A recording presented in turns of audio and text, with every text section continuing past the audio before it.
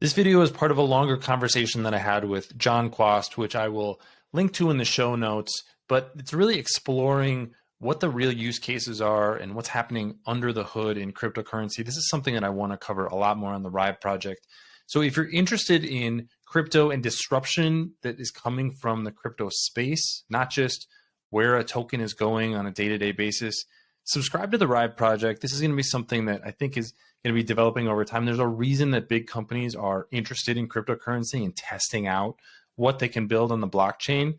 So there's probably a lot more here than you think, even if you're not interested in buying cryptocurrency yourself right now. I would encourage you to explore what's being built, because this is really at the beginning of another technological revolution. So subscribe to the Rive project for more. I'm going to be having a lot more of these conversations, interviews, and live streams. So that will keep you up to date on everything we're doing with the Rive project. Yeah, I want to talk crypto with my skeptic here. So, yeah, skeptic might be a little bit of a harsh way to put it. Maybe crypto burnout? Ooh, okay. I like that. Explain. There's just so much going on.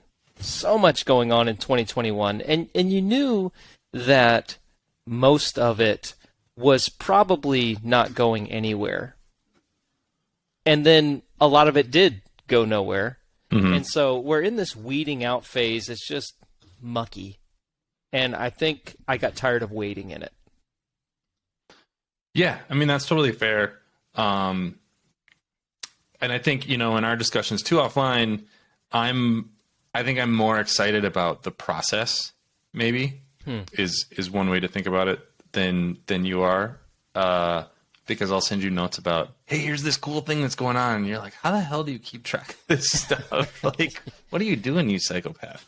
Yeah. So, yeah, but that's what's tough, and that's why people are leaving when the money flows out. It's tough to stay excited. Well, for those who join us and for the recording that will go up on YouTube, why don't we just do a quick introduction? So my name's Travis Hoium. I've been investing for 25 years now, and got into crypto about almost exactly a year ago. And started the Rive project, which is the YouTube channel, and then I also have a newsletter. Was really intended to cover the business side of things in a way that I didn't think was being covered. So kind of a more serious way of looking at crypto rather than like, here's the hype project that's going on. I mean, we'll talk about Aptos in a little bit, but like, what's the next hot thing and what's the meme? And my view on crypto generally has always been, there's something real here and I want to figure out what it is. And I don't know where that's going to lead me, but going through this process and learning and sharing and getting other people's ideas and, seeing what people get excited about and what people don't and what people are actually using, trying to pull data in where I can to make seemingly logical arguments, I think, is what's really exciting about this space, because I do think that this is technology that we're going to be using, whether we know it or not, in the future. And so, the analogy always is that this is the internet in 1995. And if you knew how to write a web page and you knew how to get online and you knew kind of how to navigate the internet, then it put you in a much better position in 1998 and 2002 and all these times as an investor. So I do always have that investor mindset. I know that some people in the crypto space think it's all about art and stuff like that. And that's great.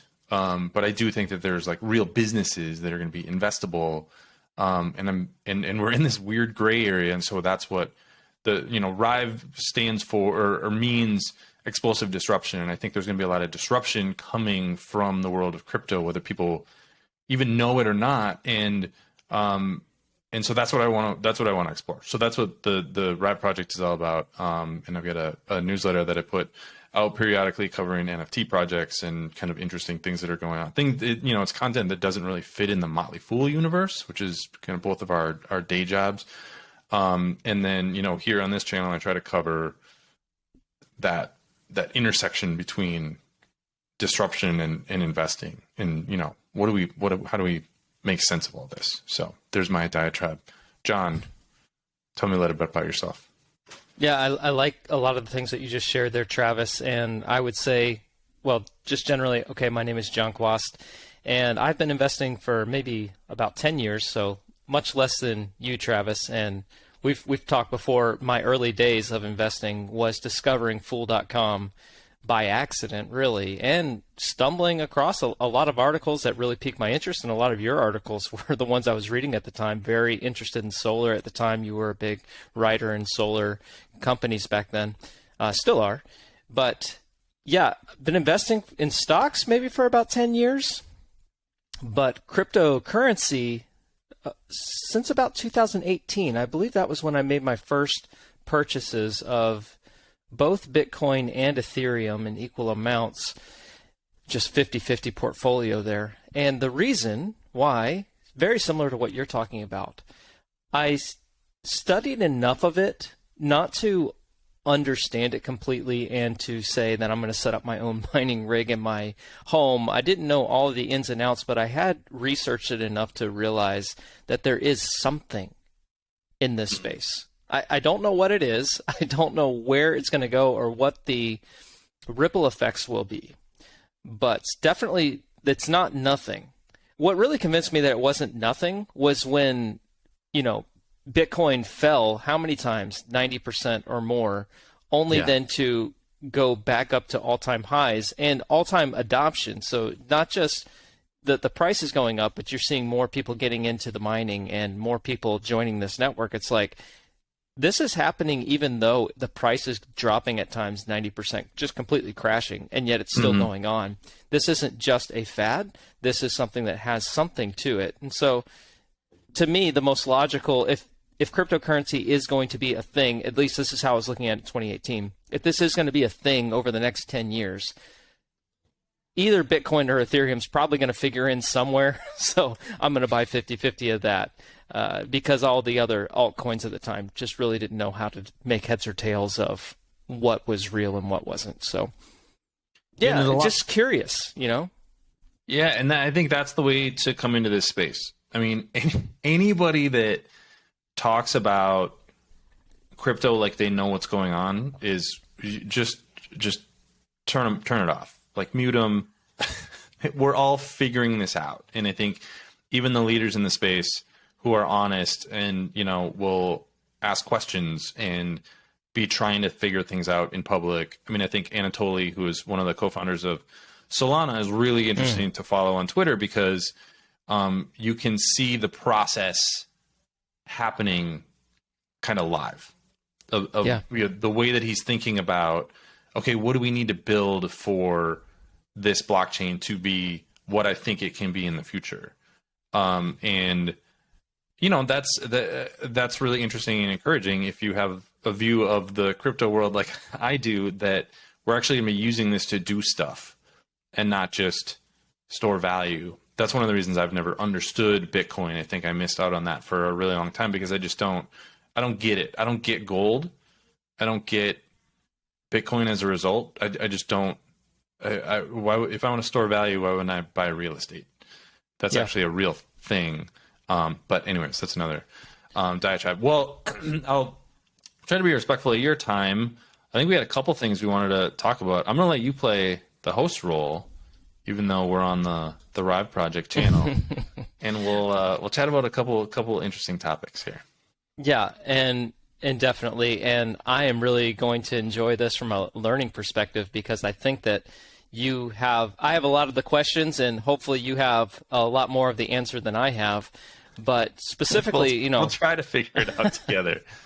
We're looking at this bear market, and I talked about maybe just having some crypto fatigue. Personally, I haven't followed the ins and outs for a few months now, not keeping up with the news cycle. But I do know enough to know that we are in what would be considered crypto winter, if you will, a bear market.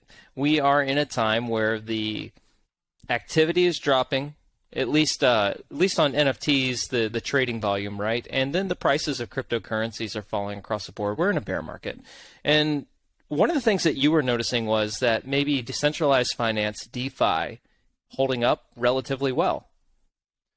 Yeah, and I think so. To kind of explain what I'm saying by that is the failures that happened in, I think June was the big month where a whole bunch of stuff blew up, right? That was the Three Arrows Capital, and then there was kind of this cascade of Voyager and I forget the other one that went down. Celsius? Those were yes, Celsius. Those were not actually decentralized finance in the blockchain term. That was really more like a bank that was taking risks that weren't on the blockchain, kind of hiding those risks from people. And then when things fell apart, you went like, "Uh-oh, we don't actually have your money to give you back." I mean, that was why Celsius went bankrupt. Yeah. And the protocols would be the terminology to use. So basically, the decentralized finance that was actually programmed, where like let's say that I have an NFT that's worth $100,000. There's a big protocol for lending in for high-end NFTs, so like Bored Ape Yacht Club NFTs, and you can go out and say, I have a Bored Ape Yacht Club NFT that's worth $100,000. I want to borrow $50,000 against that.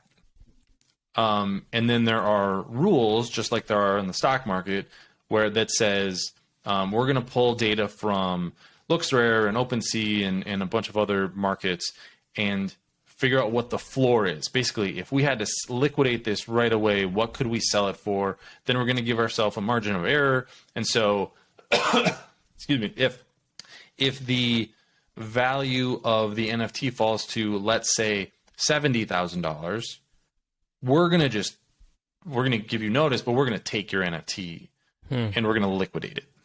And that's the way that a mortgage works. Like if you stop paying your mortgage, it works the same way. They take your house, but they don't take it like right now. It takes months to go through that process. Same thing with a car, right? You see, like you can probably look up on Twitter, people just having their cars taken out of their driveway because they didn't pay their bill for a period of months, and that's how you repossess a car. In crypto, when we're talking about digital assets, the digital asset is on the blockchain, and the contract that you signed is on the blockchain. So all of this happens automatically, and so that doesn't mean that there isn't risks, but it means that the risks can be understood in a different way and programmed into the decentralized protocols in a different way. Now, sometimes those protocols get it wrong. There was one, I mean, the Bored Ape Yacht Club one was a good example where I think their margin of safety was not as high as they thought it should be when things kind of really started to drop. And then they made some changes and things went back to normal and it was okay. But none of these protocols like went bankrupt. Gotcha. And I think that is a really interesting outcome from this, because I think there really are advantages to decentralized, what we kind of call DeFi, being on the blockchain and working in a programmatic way. And it didn't lead to this cascade. It wasn't like a Lehman Brothers moment. Yeah. Three Arrows Capital happened. Guess what? Them and Celsius had to pay back the DeFi protocols to get their collateral back. That's who made their money back, was the DeFi protocols. It was the people who didn't have any collateral, who just put their money on Celsius and said, "Oh, you're going to pay me 20% interest? Awesome.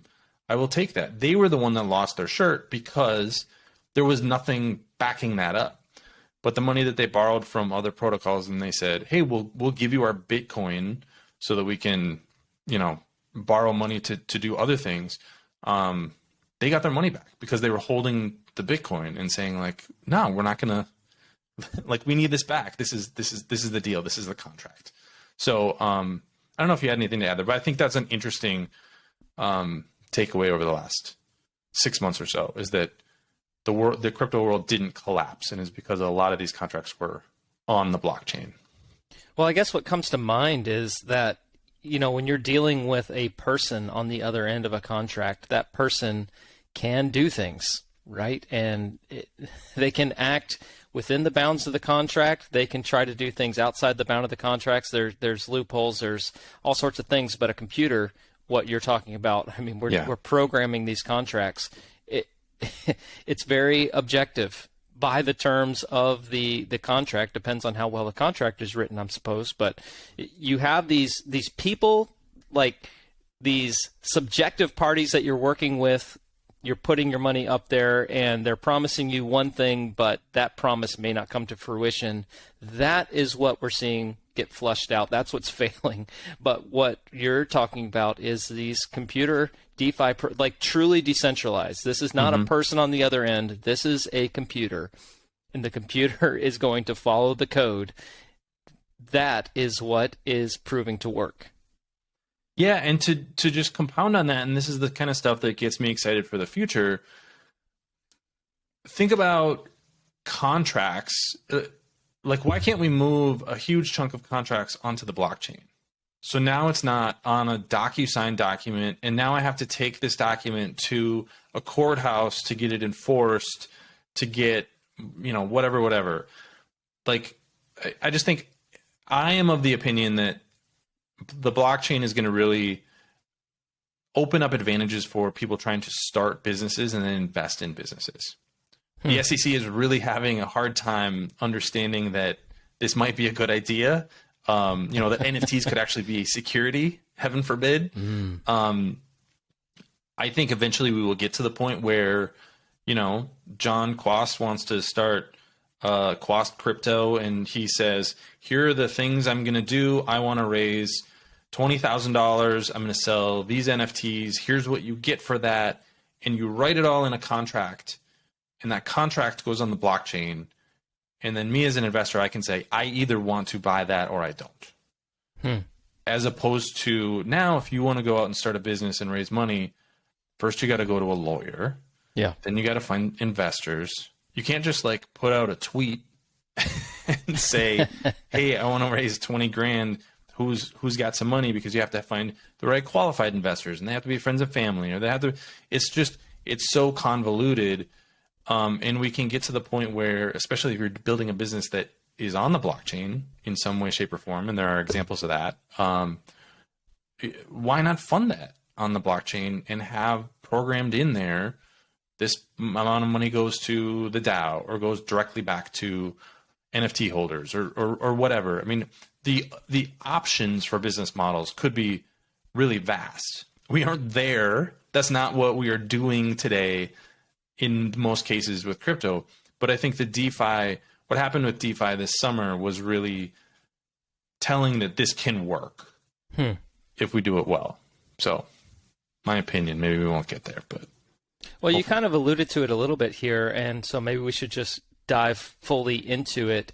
NFT business models are evolving during this bear market, and I don't know I don't think that many people think about NFTs even having a business model when they're thinking about it. That isn't what most people think, but is the ones that are serious have a real business model. Like they're really trying to do something. Like apparently the Bored Ape Yacht Club wants to build a metaverse.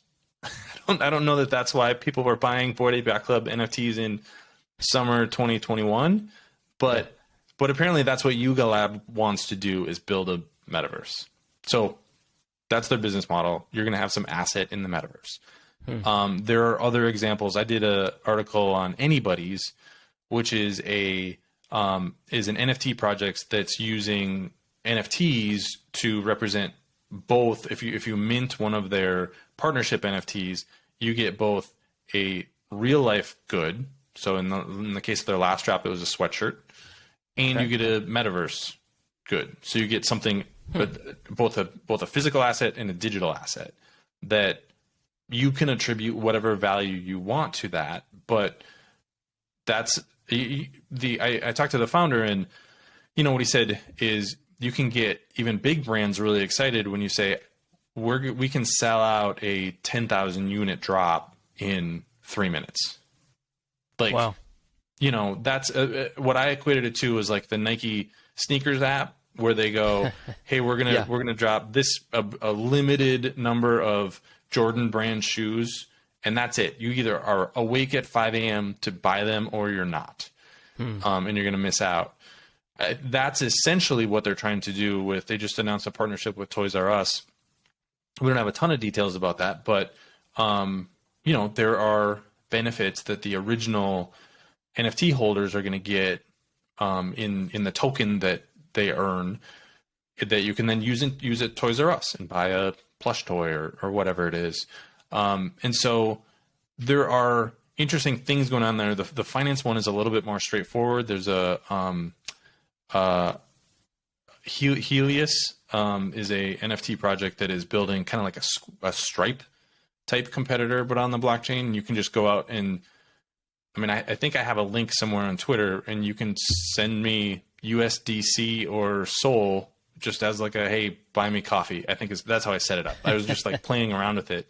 But you can put a good out there instead of using Stripe and the underlying credit card infrastructure, which is going to charge you about 3% of that transaction. You can use crypto and NFTs, which is going to be far cheaper. I think eventually we're going to move there, and there are going to be interesting business models with that. And then the Helion's NFT has like a payback.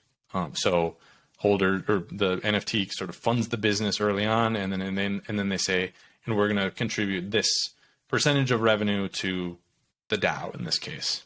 So, these are the business models that people are exploring. There's a Hive Mapper is you can get paid in crypto tokens to put this camera in your car and basically create a new Google Maps on the blockchain.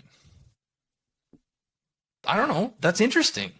So let me circle back to Helios and make sure I understand this right. So let's say I have an e-commerce website. Mm-hmm. So I'm assuming maybe there's an API plugin of some sort that I can accept payments on my e-commerce website, and then those payments come in USDC or maybe Sol or maybe some other cryptocurrencies. So it's cryptocurrency agnostic. It is on Solana. So okay. if my memory is correct, it would just be Sol or USDC are the options. Okay, but still, that's an interesting thing there. And then if you're looking at Helios as a company, they are generating revenue, albeit much less than what a credit card would be generating at 3% or whatever it is. But they are generating revenue, and that revenue is coming in. And if you own a Helion's NFT, eventually you're getting royalties from that. Right. Interesting. Yeah, that's interesting.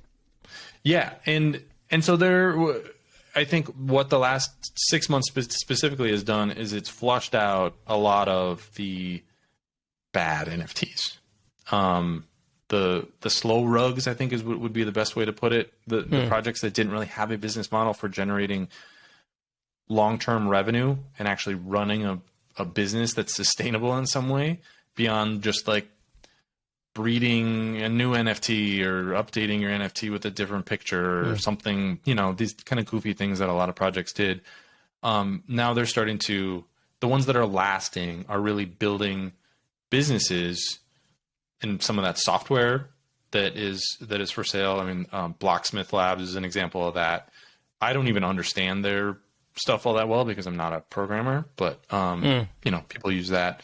And so that's the interesting stuff that's going on. I have doing a breakdown of Helions on my list of things to do, but Solana Pay is one that we've talked about since I think February when that was announced. There's another great use case that that's effectively what the Helions thing is doing is creating a Solana Pay that's just on. It's like a digital only at this point.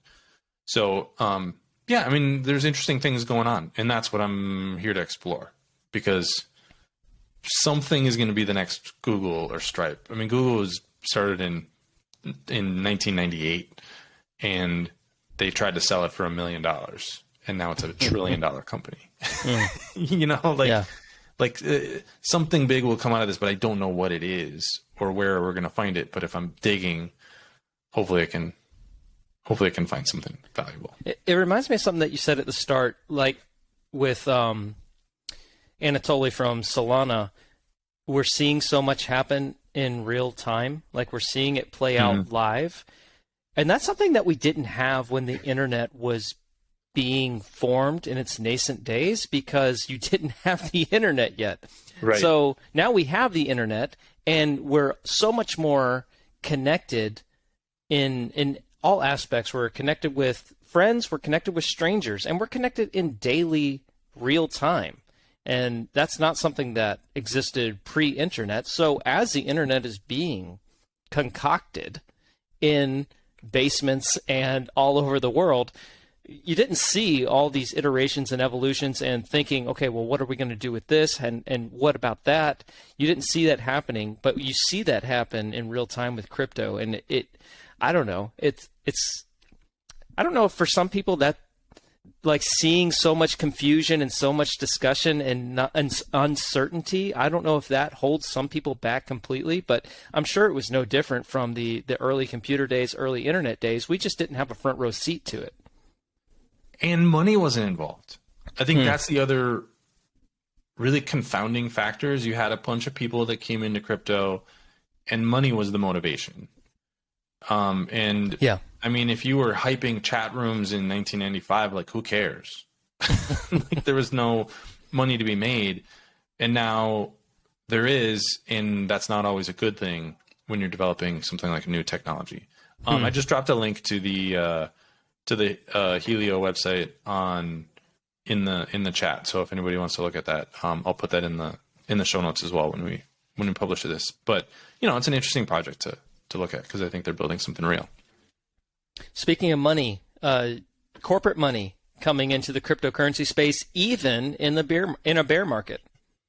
Yeah, I mean, if you want to know why to start thinking about and learning about crypto and NFTs and the blockchain now, I mean, just in the last week, MasterCard, Starbucks, Nike bought a NFT development company a few months ago. I mentioned the Toys R Us partnership with Anybody's, and I know of a couple of other things that they're working on with really big brand names. Corporations are paying attention, and they're trying to figure out where they fit. I put an article out for one of the Motley Fool premium services about there are a number of advantages. If you think, like, the Starbucks one, I think is really interesting to think about, because right now Starbucks loyalty program is kind of its own little thing. They have to do the development, and they have the app and all this stuff.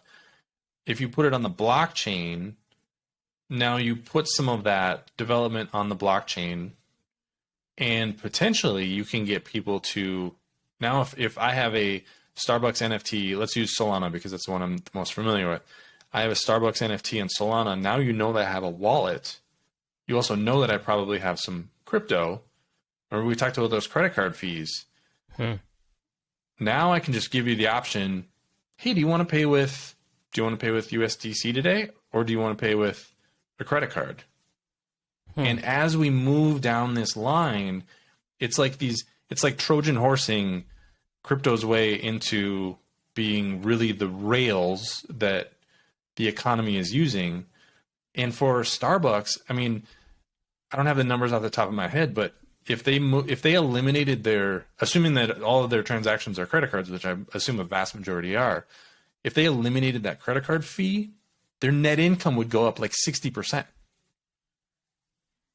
Like margins on businesses like this. I mean, think about a grocery store. A grocery store is making like 2% margins. Yeah, 2%. They're paying the credit card company more than they're earning in profit. You don't think that a grocery store would be like, please use USDC, use crypto rails, because it will make me so much more money.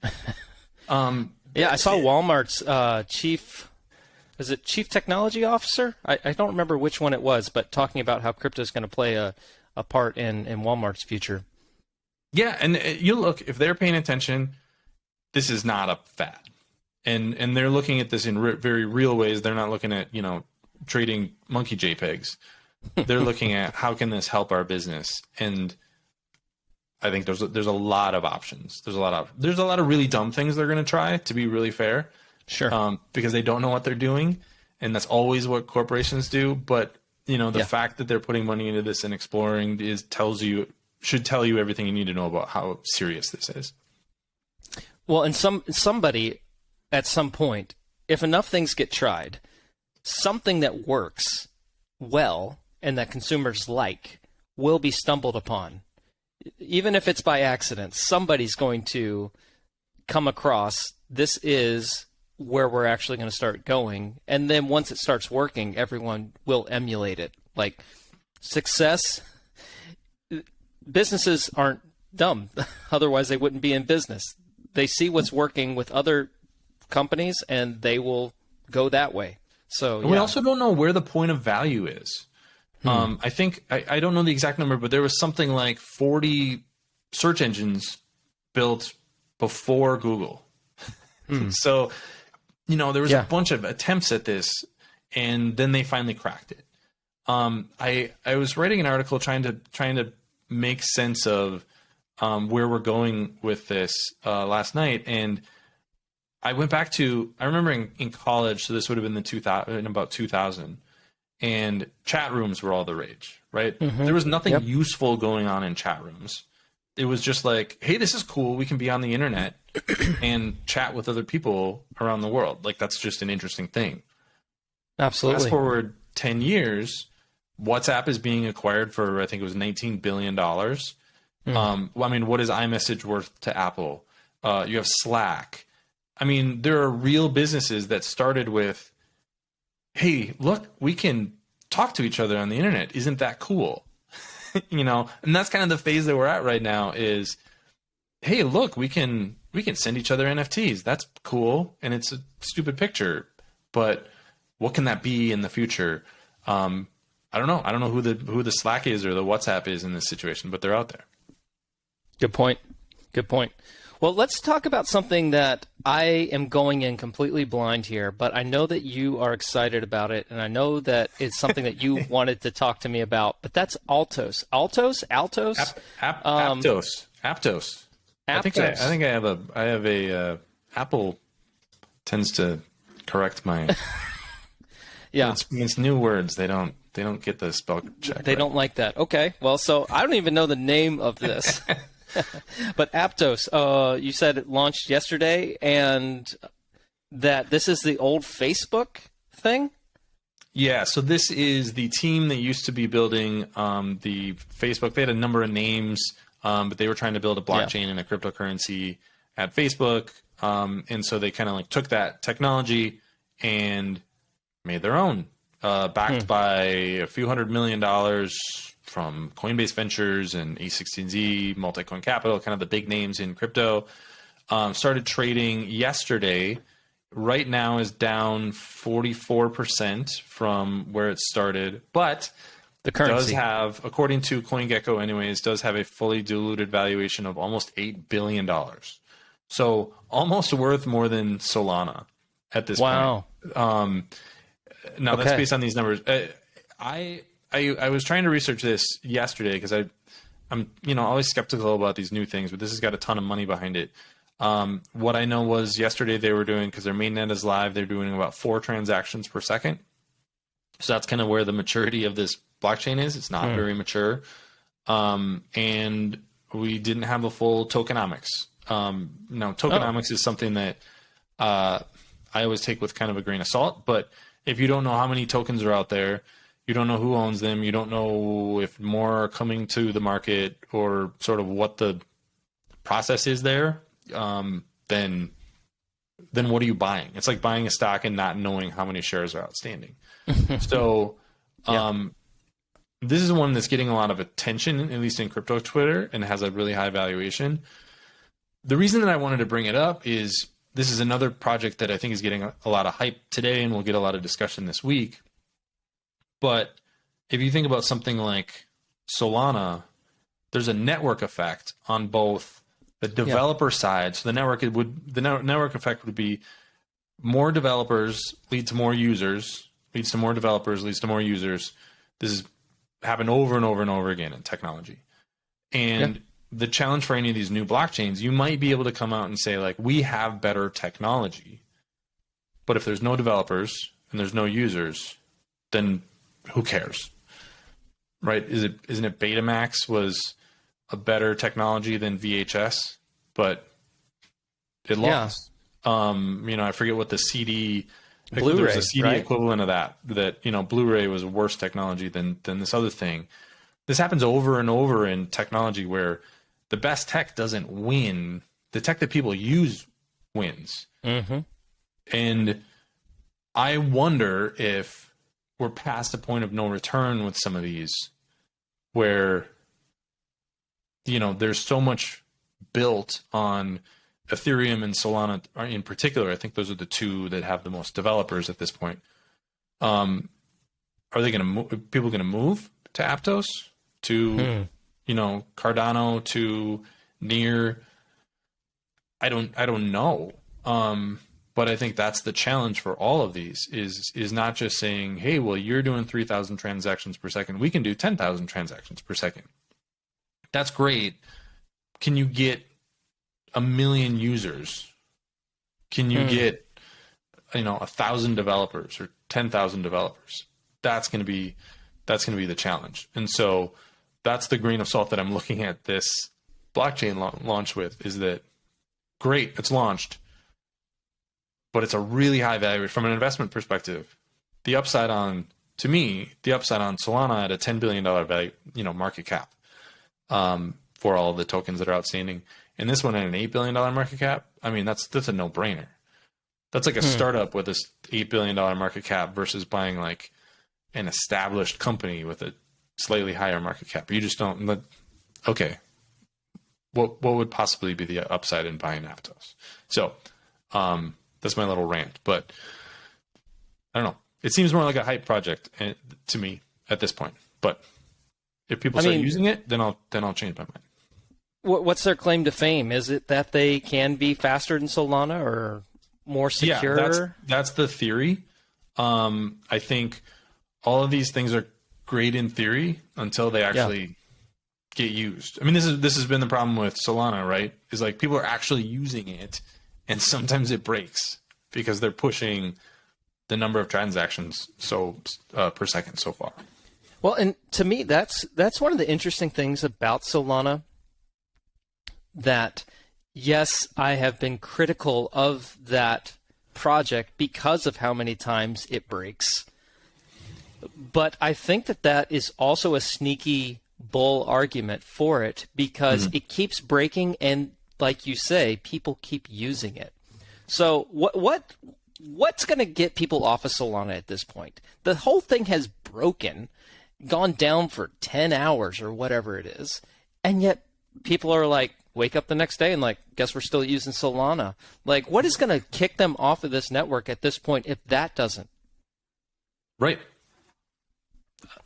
And I think the same case, I'm not very high on Ethereum, but I think the same case could be made for Ethereum. Yeah. If people are willing to pay $100 per transaction, then there must be value in that blockchain. It's not the kind of disruption and business models that excite me and interest me, but I don't know, if you're into fine art and you're spending $10,000 or $100,000 on an NFT, or you're building a business where having a $100 transaction is not the end of the world, is you're trading off costs for security, and that's a trade-off that you want to make, then maybe that's valuable. But I think you're right. It's interesting what people will put up with. And again, this has happened over and over with tech, right? We didn't stop using Windows PCs because they got viruses all the time. Like we were just like, this sucks, but it's better than the alternative. Yeah. Well, what can you do? Yeah, very good. Well, speaking of Ethereum, post-merge, it actually happened.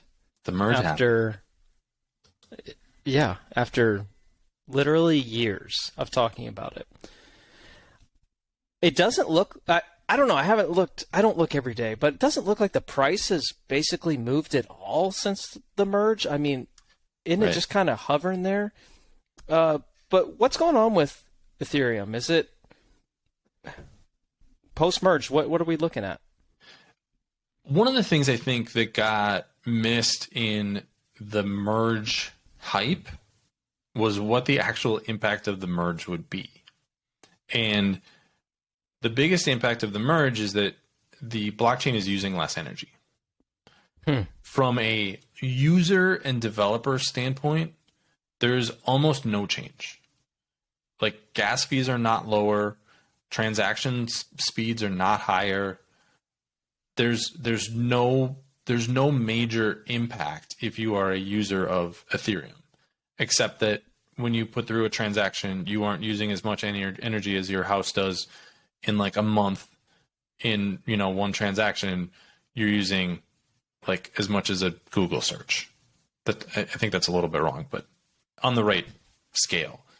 So I think that was kind of the merge happened, and then people were like, "Oh, that's it." There's no now there it could become deflation. The tokenomics could become deflationary because tokens get burned as more transactions happen. Again, that's kind of like this Ponzi-nomics that I don't really buy into, but that's probably a bigger discussion for another time. But I think that's the takeaway, was that this upgrade was kind of a nothing burger as far as users and developers go, and that's why we haven't seen transactions pick up, and we haven't seen NFT projects be built on Ethereum instead of Solana. There's, I think the shift of users towards Solana, if you look at the data, is still happening, and the merge didn't impact that. Now, what would happen is the surge, the splurge, the purge, all these other things that are in the works. But you said, I think it was 5 years that they worked on the merge. When in the world is that stuff coming? If we knew that Ethereum was going to 100,000 transactions per second, either on its own blockchain or through these scaling solutions like sharding and all these other, and layer twos, great. But we're not there, and I have no idea when we're going to get there. And if we get there in 2030, then who cares? Like, other blockchains will be better and will have more users. And then this network effect that we talked about with Aptos, it will have by then run the opposite way for Ethereum.